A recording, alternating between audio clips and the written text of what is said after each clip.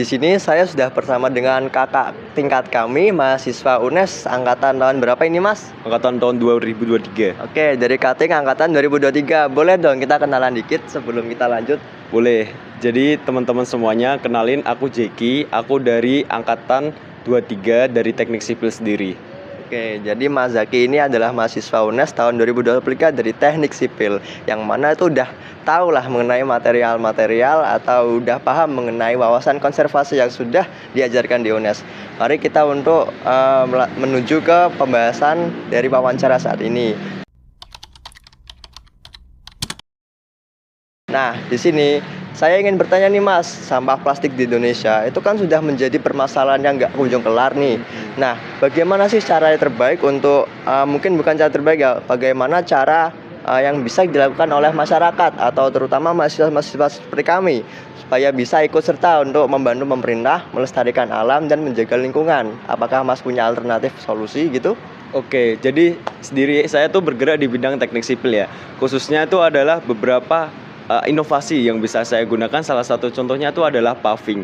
Jadi kalau sebelumnya tuh paving biasanya digunakan atau dibuat dari bahan semen dan pasir. Nah, karena sampah-sampah di Indonesia ini semakin banyak dan orang-orang menggunakan plastik itu sering kan, kita menggunakan inovasi bahwa pembuatan paving menggunakan sampah. Nah, jadi nanti untuk proses pembuatannya kita akan menerangkan di nextnya nanti. Tapi intinya tuh kita menggunakan plastik itu untuk membuat orang-orang jadi tidak ketergantungan penggunaan plastik dan penggunaan plastik itu bisa berkurang. Dan bisa dimanfaatkan lagi. Oke, betul. Nah, tadi kan kita udah membahas tuh cara mengelola sampah plastik melalui paving dari bahan dasar sampah plastik. Nih, nah gimana sih cara kita buat bikinnya? Apakah susah itu?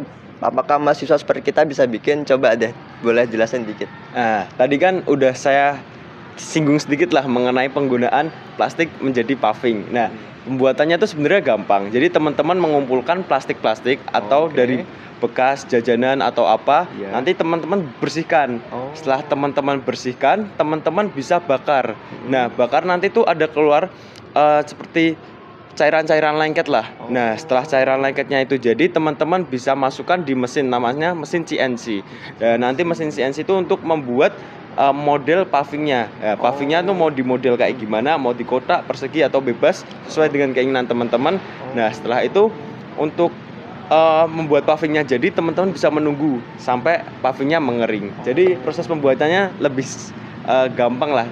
Teman-teman seperti mencetak gitu ya, Mas. Seperti mencetak lah. Dicetak ulang plastik, dilelehkan kemudian dicetak. Oke, tadi kan kita udah membahas nih definisi dan cara pembuatan paving dari limbah sampah plastik. Nah, sekarang boleh nih jelasin sedikit apa sih kelebihan dan kekurangan dari paving tersebut? Monggo. Oke. Jadi pasti kalau misalnya ada barang, ada kelebihan, ada kekurangan. Nggak semua itu perfect ya teman-teman. Jadi kita bahas mengenai kelebihan dulu. Kelebihan dari paving limbah sampah plastik itu yang pertama green technology teman-teman. Jadi kita berusaha untuk zero energy, untuk membuat sampah itu menjadi didaur ulang lagi, digunakan kembali. Yang kedua jelas karena isu masalah sosial lingkungan ya. Yang ketiga itu adalah ekonomis, lebih ekonomis nih menggunakan plastik karena kita biasanya menggunakan pasir dan semen, nah itu lebih mahal kan karena kita menggunakan limbah jadi lebih murah. Selanjutnya kalau misalnya kita ngomong masalah kelebihan pasti ada kekurangan kan. Ya, pasti. Nah, kekurangan dari bahan menggunakan plastik itu adalah sendiri masalah asap. Jadi asap yang kita bakar dari plastik itu kan ada bahan kimia-kimianya. Betul. Nah, kita naik ke udara nanti bisa mengganggu pernafasan manusia atau mencemari udara. Salah satunya itu. Nah, tapi dengan asap itu kita banyak solusi yang kita bisa gunakan. Salah satu yang pertama itu bisa menutup pembakaran. Jadi pembakarannya di ruang tertutup, tidak terbuka. Dan setelah menggunakan tertutup kita jauh dari masyarakat. Karena kalau misalnya kita di kawasan padat penduduk nanti berbahaya untuk pernafasan orang banyak.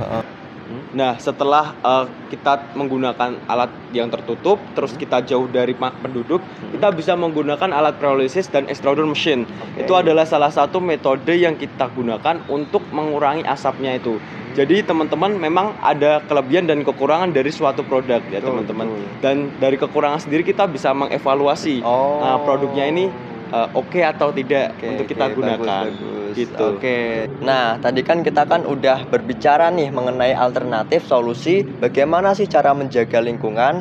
Dengan salah satu caranya itu untuk membuat paving dari bahan dasar sampah limbah plastik. Nah, Yep. Lalu selanjutnya kan kita kan udah tahu kelebihan dan kekurangan dan proses pembuatan juga. Proses pembuatannya kan juga tergolong mudah dan masyarakat sekitar bahkan mahasiswa seperti kita ini sudah bisa membuatnya. Nah, lalu mungkin untuk kekurangan, setiap barang kan juga pasti ada kekurangan nih ya. Untuk kekurangan tadi kan mungkin asapnya mencemari lingkungan dan mengganggu pernafasan. Kan kita bisa meminimalisir dengan alat yang bernama Pyrolysis dan extruder machine. Oke, extruder mesin tadi ya. Nah, maka dari itu di sini kita sudah mendapatkan kesimpulan bahwa salah satu cara yang bisa membantu pemerintah untuk meminimalisir pencemaran lingkungan akibat sampah plastik. Oke, akibat sampah plastik yakni melalui paving dari bahan dasar limbah sampah plastik. Oke, terima kasih dari Mas Zaki. Terima kasih sudah menjadi narasumber kami. Senang bisa bertemu dengan Anda. Semoga kita bisa bertemu lagi di kemudian hari.